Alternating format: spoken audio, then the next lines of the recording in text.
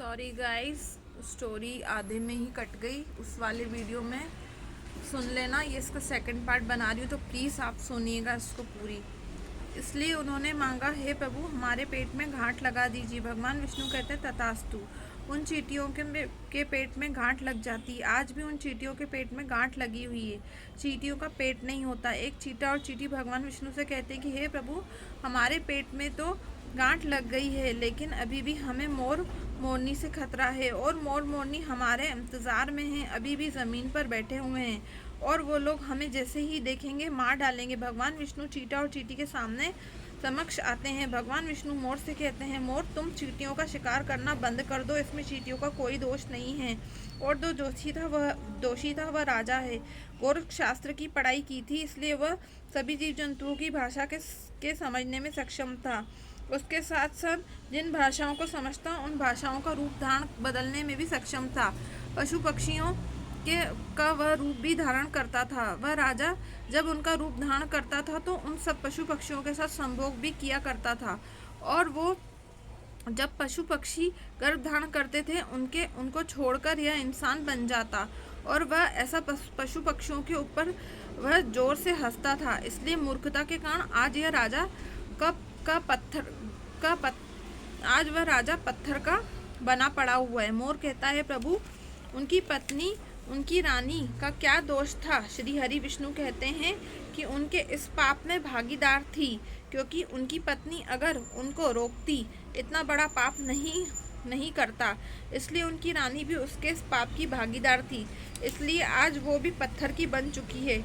श्री हरि के समझाने के बाद कहने के बाद मोर उनसे कहता है, प्रभु अगर इस बात का हम किसी से कहते हैं तो हम भी जो रानी ने हमें सुनाई थी तो क्या हम पत्थर का बन जाएंगे? श्री हरि विष्णु कहते हैं, तुम्हारा यह श्राप समाप्त हो चुका है।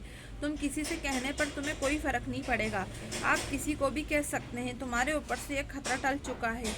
मोर मोरनी की बड़ी प्रसन्न हो जाते हैं। उनके खुशी का कोई ठिकाना नहीं था। श्री हरि विष्णु अंतर ध्यान हो जाते हैं, वह चले जाते हैं और इधर मोर मोरनी को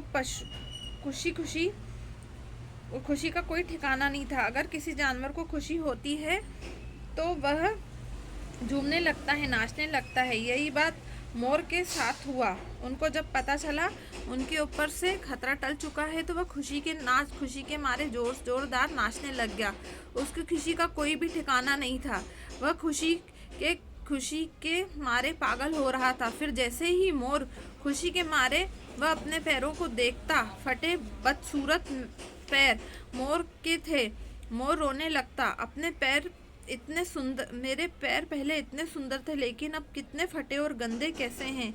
मेरा पूरा बदन सुंदर है लेकिन मेरे पैर बदसूरत हैं और फटे कैसे हैं। मोर के पैरों का फटने का कारण चींटी थी, क्योंकि उसने बहुत सारी चींटियां मार कर खाई थी और मोरनी ने भी खाई थी, इसलिए उनका पैर फट गए थे। आज भी कोई इंसान चींटी खाता है तो उसके शरीर में छोटे छोटे दाने बन जाते हैं। यानी आप ज़्यादा मात्रा में चींटी खाओगे तो आपका बदन भी फटने लगेगा। सांप केंचुली क्यों छोड़ता है? क्योंकि सांप चींटी खाता है, इसलिए उसका शरीर फटकर उतर जाता है। इसी तरह मोर के पैर भी फट गए थे। वह बदसूरत हो गया था, लेकिन मोर अपने पैरों को देखकर जोर जोर से रोने लगा। मोरनी मोर को धीरज रखवाती और कहती, जो हुआ हो गया, रोने से क्या फायदा। मोर नाचता और जोर जोर से रोता। उसके आंखों से धारा बहती। मोर मोरनी को धीरज रखवाती और उसके आंसुओं को नीचे गिरने से रोकती, लेकिन रोक नहीं पाती। मोरनी के हाथ तो है नहीं, लेकिन अपनी चोंच से एक एक आंसू उठाती और अपने मुख में रखने की कोशिश करती, लेकिन कितना मुख में रखती, मोरनी के पेट में चले जाते। इस तरीके से हर बार मोरनी मोर के आंसुओं को रोकती। मोर नाचता और जोर जोर से रोता। मोरनी के आंसुओं को देखकर मोर मोरनी का प्यार देखकर श्री हरि फिर दर्शन देते हैं। मोरनी को आशीर्वाद देते हैं कि तुम्हारा प्रेम ऐसे ही सदैव बना रहेगा। इसे आशीर्वाद समझिए श्राप। इसी वजह से मोर कभी संभोग नहीं कर पाता और जब नाचता है तो उसके आंखों से आंसू गिरते हैं। मोरनी उस आंसुओं को चुकती है और उन आंसुओं के कारण मोरनी गर्भवती हो जाती है। भगवान श्री हरि मोर और मोरनी को आशीर्वाद देते हैं, कहते हैं कि तुम्हारी भक्ति धन्य है, तुम धन्य हो। एक समय ऐसा ही आएगा, तुम्हारे पंख को हम मुकुट पर बना के धारण करेंगे। इसलिए कहते हैं कि श्री कृष्ण के रूप में श्री हरि धरती पर आते हैं तो वह मुकुट पर मोर का पंख अपने मुकुट पर धारण करते हैं। इस कहानी से बस इतना ही। हम उम्मीद करते हैं इस कहानी से हमें कुछ सीखने को मिला होगा। तो आई होप सो आपको भी स्टोरी बहुत अच्छी लगे। इसका फर्स्ट पार्ट आप प्लीज़ देख लीजिएगा।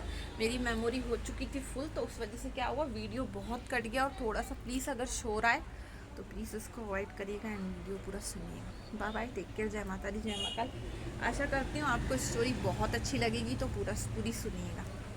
बाय बाय, टेक केयर, जय माता दी, जय महाकाल, जब sir and love you. And please videos पूरे देखो। Okay, bye, love you.